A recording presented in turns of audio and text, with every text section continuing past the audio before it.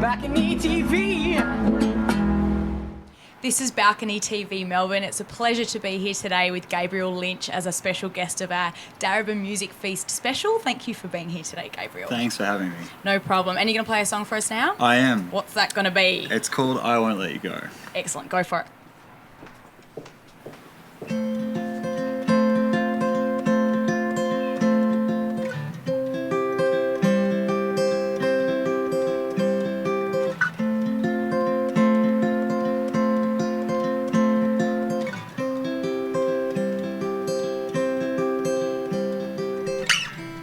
I've been told many things before,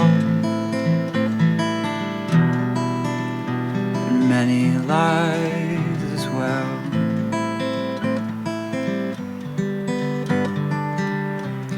I've been taken for the fool I am. You still take me. I can't hold you close enough, it seems. The light stands still. I will stay for longer than I should, my dear, just to watch you sleep.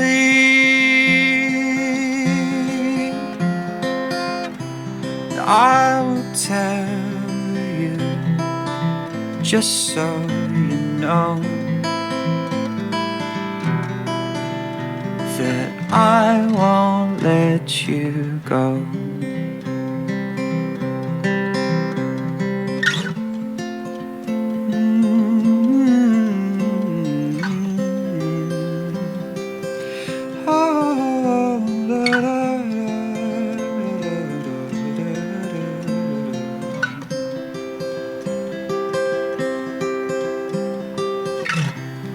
People change, and I hope that you don't.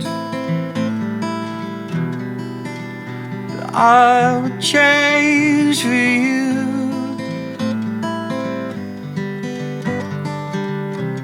I'll admit you'll catch me now and then,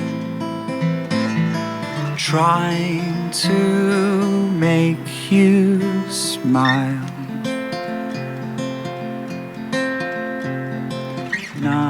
Nothing's brighter, your eyes light up and I'm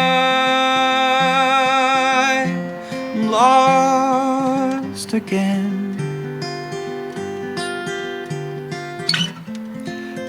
If we lived 30,000 years, my love, I still beg for more.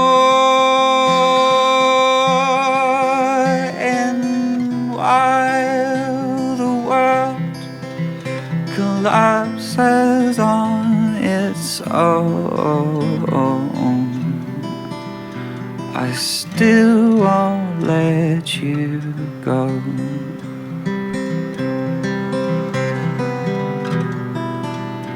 No, I won't let you go.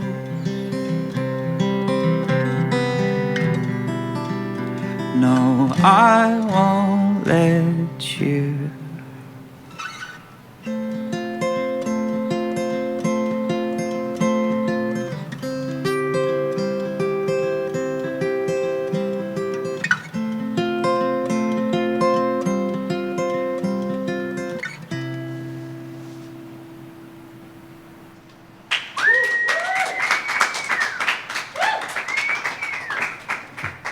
Stunning. Thank you so much, Gabriel, for sharing that with us. It's a pleasure. It's Thank beautiful. you.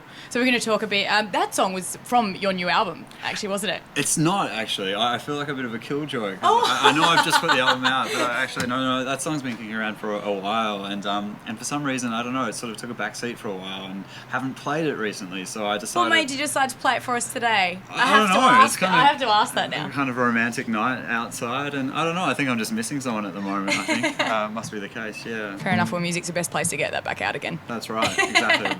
But we will talk about your first full-length Passerby Chorale, which is right here in my hot little hand.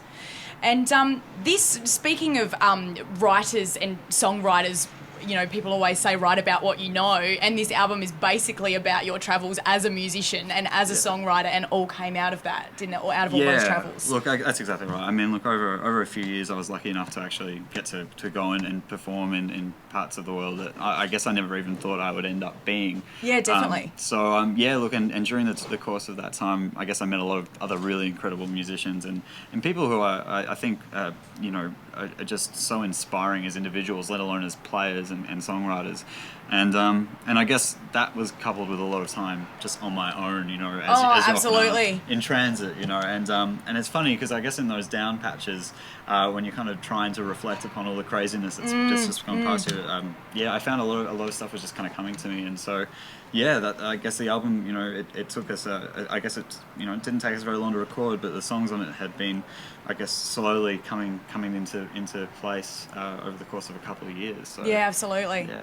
Oh, beautiful! I can't wait to hear it. And tell us a bit about your trip. You've played quite a few, like you were saying before, like places you never thought you would end up performing, and you played quite a few countries in Asia. Yeah. Who knew? Like that's incredible because audiences, you know, cross continents and stuff. There's like some amazing sort of cultural divide in the positive way of how people react to live music and stuff as well. Yeah. Can you tell us a bit about your experiences there? Look, it's pretty amazing just how appreciative Asian countries, the Southeast Asian countries particularly where I visited. I mean, the way they react and respond to music, it's quite different to over here.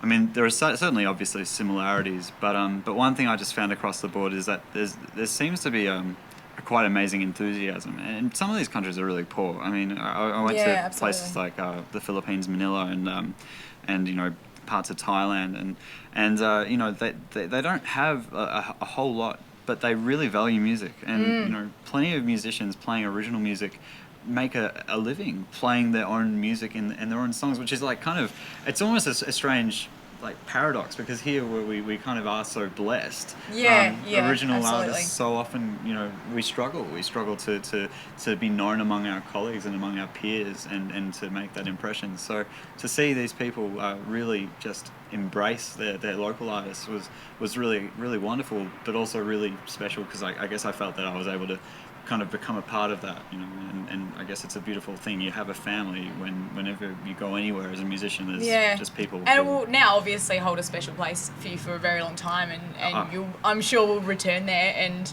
I have to. I've fallen in love with the Singaporeans. Yeah. So, you know. Well, there you go. That always helps as well. So tell us a bit about your Darebin Music Feast event, Lost But Hope. Yeah. This is obviously a very special event for you. Can you tell us a bit about it?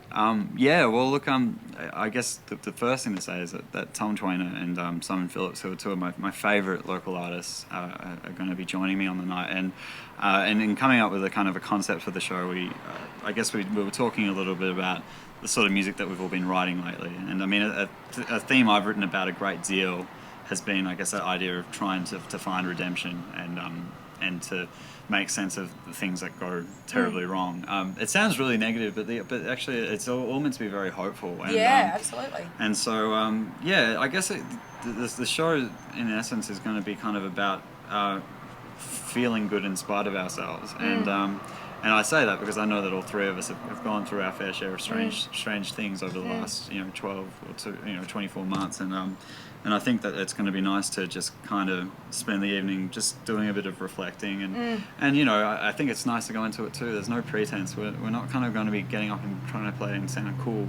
I mean, we do that anyway, but no, doing it in its raw form. Just, and darkness. I mean, darkness can be a very painful but very important, thing to approach and sort of grab with both hands. It can be very hard, but I think so. Yeah, when you do it, can turn into some amazing things. Well, that's what I'm hoping anyway. So it's going to be really cool, and I'm really excited to be doing it at the Wesleyan as well. Which, Absolutely. And what are the dates of Lost But Hope? It's I believe it's just the one date now. If memory serves, don't quote me on this. I think it's the 30th of September.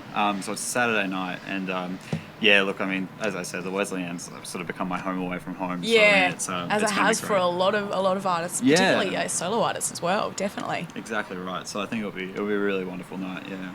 Excellent. Well, it's been so lovely chatting to you tonight. Thank you for joining us on the balcony, Gabriel. Thanks. Appreciate it. This is BalconyTV Melbourne. My name's Holly, and this is Gabriel Lynch.